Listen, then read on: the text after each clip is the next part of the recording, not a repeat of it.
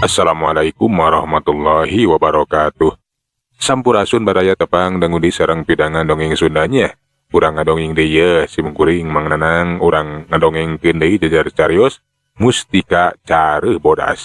Ieu dongeng teh karangan Mang Nyalira sok sanaos dongeng basajan malah mandar janten hiburan. Atuh kabaraya anu satya manco kandongeng Mang di mana we ayana. Mugi sadayana teh salamina aya dina kasehatan lahir sindarangan batin dilancarkeun sagala rupinanya. Tong hilap dirojong ditaroelan tombol subscribe. Atuh mangge nganhunkeun kanu parantos like oge komen. Mangga mitra supados tenyang kolong ting kana waktos urang sami-sami dangukeun deui kumaha ieu carita Mustika Careuh Bodas. Sok kabarayun sadayana.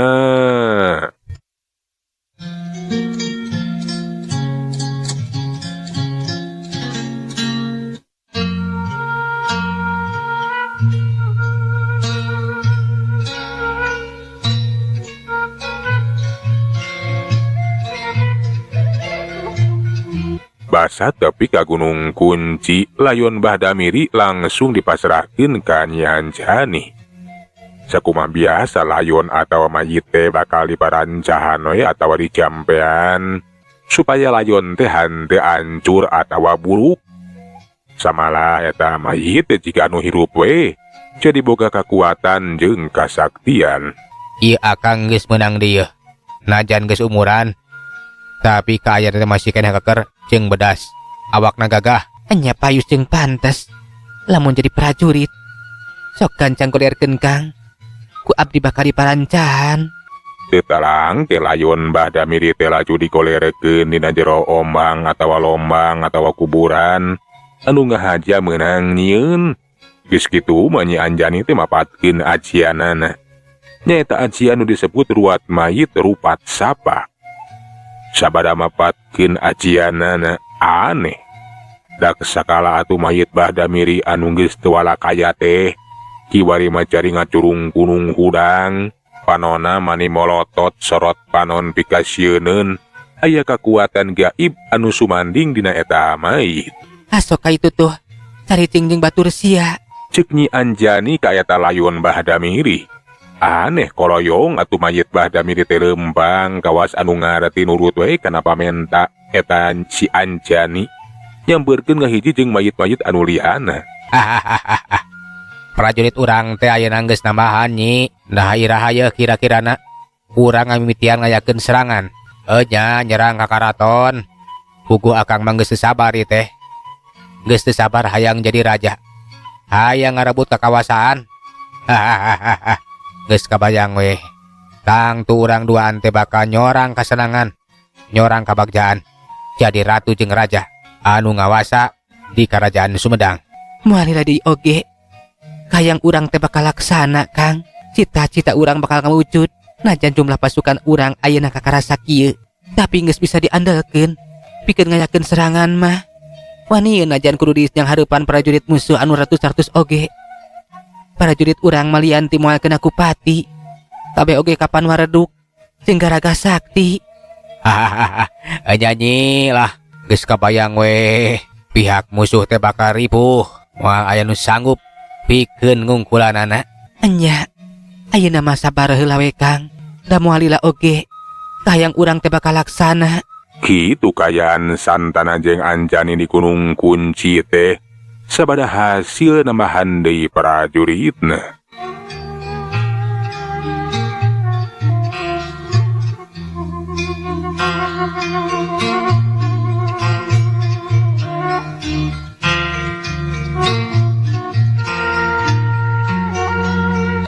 Sedengkeun di lembur anu tadi kadatangan ku Santana jeung si brewok nyaeta lemburna Bahdamiri. Kayaan peuting eta teh jadi gujrut. Lantaran Bahdamiri teh cenah kabejakeun leungit. Teu kapanggih laratanana. Boa-boa cenah geus jadi korban. Lantaran kapan eta Bahdamiri teh kasaksian maksakeun diri ngalawan ka si brewok jeung si topeng setan. Ari ngayakeun perlawanan teh sanyana mah. Deminang tayungan kita nuwe sabarakanca. ngarah bisa kalumpatan, ngarah bisa salamet. Isuk nasabada ngarasa yakin lamun bahda meri tenggeus leungit jadi korban eta si brewok jeung si topeng setan. Kita nu teh laju atuh nyieun laporan ka nu berwajib. Kita nu ngajakeun we nepungan ka mantri daerah anu ngawasa di eta wewengkon. Ku kita nu dicaritakeun lamun beuting tadi tenggeus aya kajadian lembur nanggeus kadatangan cenah ku eta si brewok jeung si topeng setan. Malahan mah bahda miri jaga bayana oge geus jadi korban. Leungit tu kating ka mana. Ngan baik geus bisa dipastikeun bahda meri oge jadi korban kejahatan si brewok jeung si topeng setan. Jadi anu jadi korban teh ukur saurang. Laras Aden. Mung saurang nyeta. Sumuhun, kira miri. Sasatan jeuna teh ngorbankeun diri we. Demi nyelametkeun jisim abdi sabarakanca. Tah gitu Aden. Sanyana kuring oge geus menang laporan ti lembur-lembur sajana. Loba jalma nu geus jadi korban, loba lembur anu geus datangan ku eta nu jara. Kula oge sanyana geus ngirimkeun laporan ka pamerintahan pusat. Nyata di Karaton Sumedang. Lamun ieu pasualan teh kudu sagancang diderengsekeun, ulah nepikeun ka terus nambahan korban. Ya nuhun we Aden ari parantos dilaporkeun ka pusat mah sumuhun. Mugi wae saenggan aya tindakan. Margi tang tos apa sareng urang lembur anu liana oge salempang. Inggis janten korban. Kitu cenah cek mantri anu ngawasa di eta wewengkon teh sanyana. Lamun laporan ngeunaan kejadian-kejadian di unggal lembur teh geus dilaporkeun we ka pamerintahan pusat nu aya di Karaton Sumedang. Mudah-mudahan we atuh cenah sagancangna aya tindakan caturkeun di karaton di Balai Sawala. Pati Jaya Sakti teh keur ngariung we jeung para prajurit pilihan atau prajurit petinganan. Ngajak we eta teh dikumpulkeun lantaran aya hal penting anu kudu disawalakeun. Anu aya hubunganna jeung laporan di mantri daerah. Lamun cenah kiwari teh di unggal lembur teh keur gujrut. Aya kajadian atau pasualan anu matangakeun jleungkeun teu saeutik cenah rahayat nu geus jadi korban. Urang lembur anu geus diroga hala ari eta anu jahatna teh taya lian cenah ririwana si brewok anu dibarengan ku si topeng setan. Pangna maraneh dikumpulkeun kabeh teh lantaran aya perkara penting anu kudu sagancangna disawalakeun, nyaeta kumaha carana pikeun numpes kajahatan nu kiwari cenah keur mahabu di pilemburan. Rahayat loba anu jadi korban. Ari eta nu jahatna teh cenah nyaeta ririwana si brewok anu dibarengan ku si topeng setan. Sok sanajan sanyana kulamahan teu percaya sapiraku aya ririwa bisa maehan. Bisa jadi eta teh lain ririwa tapi calma jahat. Teu nutup kamungkinan lamun si brewok teh masih kene hirup. Lamun enya eta nu jahat teh nyaeta si brewok tinang tu lain pasualan leutik lantaran susah pikeun ngungkulanana. Iwal ti maraneh prajurit petingan anu dipercaya bakal bisa ngaringsekeun. Puguh we sakabeh para prajurit petingan teh mani kaget ngadangu kana kasanggeman Kangjeng Pati. Kaasup si Jamal oge mani ngajengok kaget sapiraha ku cenah. Lamun si brewok teh masih keneh hirup kapanan ti heula tinggi gerak kana cungkrang anu sakitu jerona. Tapi si Jamal oge kaget. Nah cenah numutkeun laporan lamun anu geus ngaroga hala urang lembur teh nyaeta ririwana si brewok jeung si topeng setan. Si Jamal sarua teu percaya sapiraha ku cenah aya ririwana si brewok bisa ngaroga hala sagarupa. Si Jamal atuh panasaran lanjut tumanya ka Kangjeng Pati.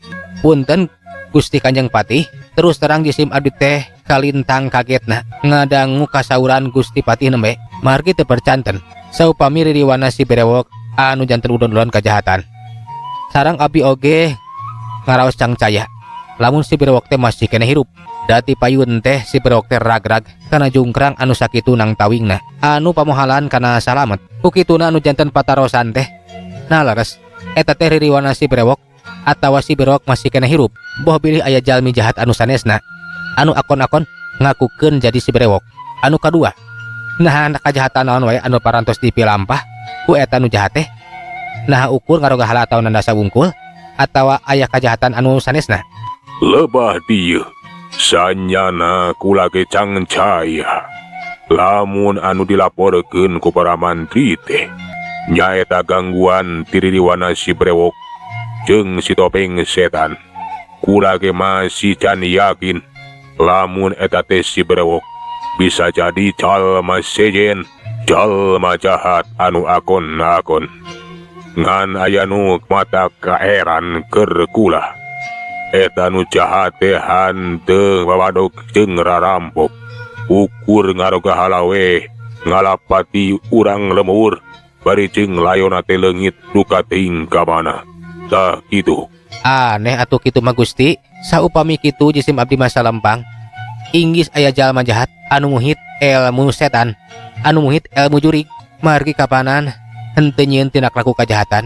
Ukur nyanakan urang lemur dijadikeun korban. Tah kitu Gusti. Si Jamal ngutarakeun ka mandangna. Atuh Patih Jaya Sakti teh unggut-unggutan kaharti oge cenah bisa jadi. Ku kituna diperiyogikeun panaluntikan kedah kasaksian langsung. Nahan saha atuh sabenerna anu teu janten ulon-ulon kajahatan teh. Laras Gusti, jisim abdi oge sapamadegan sareng kamandang kunjama. Hanya peryogi panalungtikan margi ari pangimut jisim abdi mah teu can jelas. Ieu teh saha nu jahatna. Terus terang sami teu percanten. Saupami aya ririwa tiasa ngaroga hala. Pon kitu deui, sapiraku eta si Brewok teh masih kena hirup. Saupami jelas kasaksian ku saderek jama parantos ragrag kajungkrang anu sakitu nang tawingna. Sok sanaos ari kamungkinan mah aya. Namung anu disalempangkeun ku jisim abdi mah sami anu dicarioskeun ku saderek jama. Bisi aya jalma jahat anu sanesna anu nuju muhit ilmu jurig, muhit ilmu setan anu kena sagancangna ditumpes ulah dugi kanamihan korban. Tah kitu Gusti. Kukituna kudu sagancangna ditaluntik, sagancangna direngsekeun ieu pasualan teh. Kula percaya ka maraneh bakal bisa ngarengsekeun ieu pasualan. Ngan bae, ayeuna kula teh bakal ngistrenan si Jamal jadi pupuhu sakabeh prajurit petingan. Lantaran si Santana nepikeun ka kiwarit daya beja daya carita duka ting ka mana. Sugan, di antara marane anu nyaho, nah kamana eta si Santana teh geus luar tina aturan, geus leupas tina tanggung jawab. Cekang jeung Pati arek ngistrenan si Jamal we diangkat jadi pupuhu prajurit petingan. Lantaran Santana anu sadara ieu mupuhuan eta prajurit petingan teh duka ting ka mana. Duka ting ka mana losna cenah geus leupas tina tanggung jawab. Ampun Gusti, duka ka mana eta Santana teh? Margi ka jisim abdi sabaraha kanca teu kungsi nyarios. Malihan mah dipilarian ge teu kapenak, teu aya laratanana. Si Santana geus bener-bener luar tina aturan, geus leupas tina tanggung jawab. Bisa jadi mentingkeun kapentingan pribadi. Kukituna kula leuwih percaya ka si Jamal anu bakal mimpin maraneh kabeh. Maraneh kudu tumut nurut kana parentah si Jamal. Atuh sakabeh prajurit petingan teh satuju lamun si Jamal ngagantikeun Santana mupuhuan maranehanana. Kabehana oge percaya ka si Jamal mah malahan manggeus mindeng nyaksian kumaha kahebatan si Jamal. Tingkat pangarti jeung pangabisana aya di saluhureun maranehanana. Pikeun si Jamal malian di bunga teh diangkat jadi pupuhu para prajurit petingan. Manehna oge ngarasa berat lantaran eta teh hiji amanah anu kudu dijalankeun kalawan hade. Samalah boga tanggung jawab mutlak dina ngarengsekeun sakabeh pasualan. Jeung deui si Jamal teh ngarasa kaget nah ka mana atuh Santana teh. Moal kitu kabur lantaran kawiri-wiri kapan manehna teh geus kawin jeung Neng Salma. Bisa jadi cenah leungitna Santana teh aya hubunganna jeung manehanana nyata jeung si Jamal. Aing kapatok jadi pupuhu para prajurit petingan. Ieu teh mangrupakeun kabungah keur aing. Aing naik pangkat. Tapi merupakeun tanggung jawab anu berat. Kudu bisa ngajalankeun amanah. Kudu bisa ngarengsekeun pasualan. Jeung di kamana atuh si Santana teh boa-boa. Gara-gara aing kawin jeung Neng Salma. Kitu cekeran teh sate si Jamal teh ngan teu pok we ka Kangjeng Patih mah. Lamun Santana leungit teh lantaran gara-gara manehana kawin jeung Neng Salma. Si Jamal sabada menang kepercayaan dipilih jadi pupuhu eta prajurit petingan. Lajui menang barenda ti Kangjeng Patih. Kudu sagancang ngatur cenah para prajuritna, sagancang ngayakeun panaluntikan, sekaligus ngarengsekeun sakabeh pasualan. Sabada rengse sawala mah, si Jamal jeung para prajurit petingan anu sejenna teh barubar.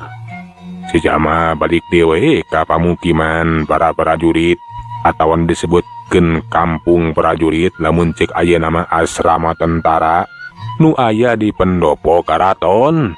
Kadatangan si Jamal teh dibageakeun ku Neng Salma. Pikeun Neng Salma teh jadi penasaran aya naon cenah diangkir linggih ku Kangjeng Patih di bale sawala teh. Naon nu dibadamikeun teh? Nah aya naon Kang?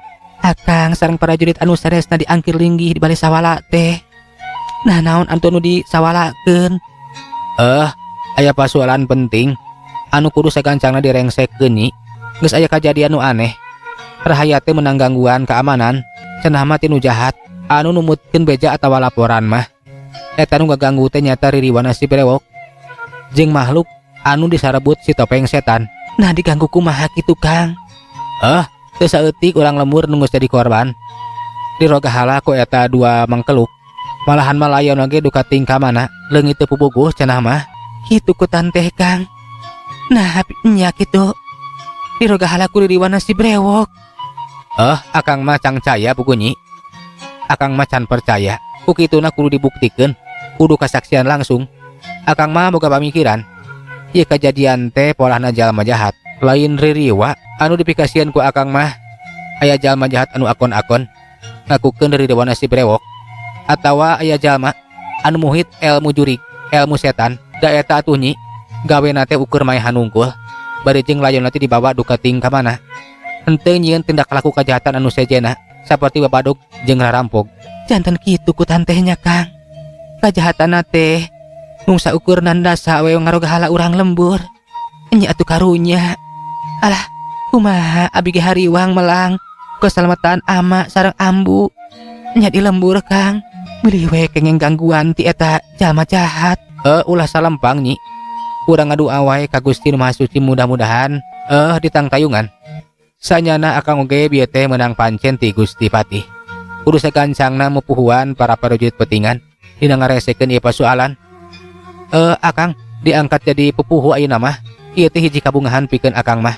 Lantaran akang teh naek pangkat. Ngan bae ieu teh hiji amanah anu berat anu kudu dijalankeun kalawan hade. Pasualan kudu bisa direngsekeun. Akang kudu boga tanggung jawab. Alhamdulillah Kang. Akang teh parantos naik pangkat. Mugi awe akang tiasa ngajalankeun tanggung jawab kalawan hade. Tiasa saenggana ngarengsekeun pasualan. Nya, mudah-mudahan wae nyi. Puguh ge akang teh ngagantikeun Santana. Anu cenah eta Santana teh leungit duka tingkah mana. Jika nama indit ninggalkeun ieu karaton, ninggalkeun tanggung jawabna, akang mah curiga. Buah-buah inditna Santana teh gara-gara urang. Sami abi ge emutan kalabah dinya Kang. Tiasa janten Santana teh meulih ngejat ninggalkeun ieu karaton. Ninggalkeun jabatanana. Margi lantaran urang teh parantos ngahiji. Sakomo kapan abdi ayeuna mah aya di dieu Kang. Enya di wewengkon karaton. Tangtos Kang Santana oge moal kuateun. Lamun ugi ka ningali urang bebarengan teh meureun Kang. Nya, bisa jadi kitu. Ngan salambageun ku akang teh eta si Santana teh ngunak-ngunak ka akang. Lantaran nyeri hate asa direbut. Bakal terus dengan cara pikeun ngakalakeun akang atawa mateni akang. demi ngarebut nyai. Nyaku kituna Kang Jamal teh kedah tetep waspada Kang. Waspada bilih-bilih eta santana teh. Yakin tindakan jahat. Ngabongohan ka Akang. Kapanan parantos ka uninga. Kumaha jahatna kumaha licikna eta santana. Anu sok tiasa ngahalalkeun segala cara Kang. Nya ulah salambang nyi. Mudah-mudahan wae urang ti tetang tayungan. Salamina kengeng pangaping bang jaring ti mantena. Ti Gusti anu Maha Suci. Kukituna urang kada salamina eling muntang tulung kana kersa nu makawasa. Urang mah kapan manusa lah hawala teh teu daya teu upaya teu leupas tina kudrat sareng irodatna.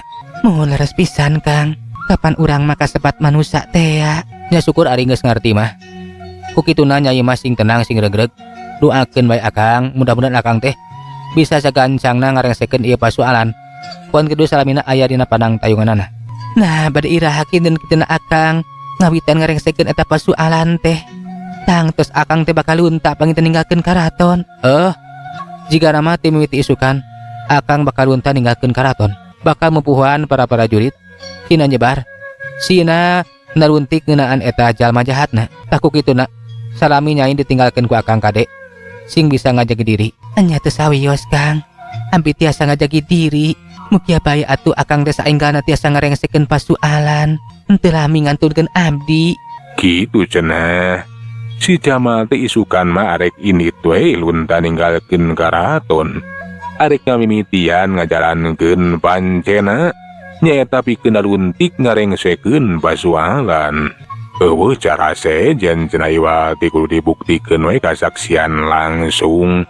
Nah bener cenah eta teh ririwana si brewok nu jahat teh atawa ukur aya jalma nu akon-akon atawa bisi-bisi aya jalma sejen anu muhit ilmu jurig atawa ilmu setan. Nu ngahaja we cenah ngamanfaatkeun teteh lah pamikiran si Jamal teh jauh naker atuh caturkeun ayeuna mah isukna bener we. Si Jamal teh geus mepuhuan para prajurit petingan dibawa we naringgalkeun karaton. Ari eta jumlah prajurit petingan teh kira-kira aya kana 30 urangna. Atuh ku si Jamal teh diatur we arek disebar we cenah kaunggal wewengkon, kaunggal lembur-lembur pikeun naluntik ngeunaan eta nu jahatna. Wayahna maraneh teh kudu nurut kana parentah ti kuring. Maneh kudu nyebar pikeun naluntik kaunggal lembur, naluntik kaunggal wewengkon. Lantaran kapan eta nu jahatna teh hanteu puguh remukna, hanteu pararuguh matuhna.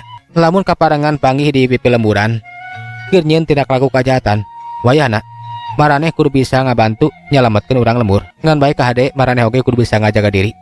Ulah nepikeun ka jadi korban.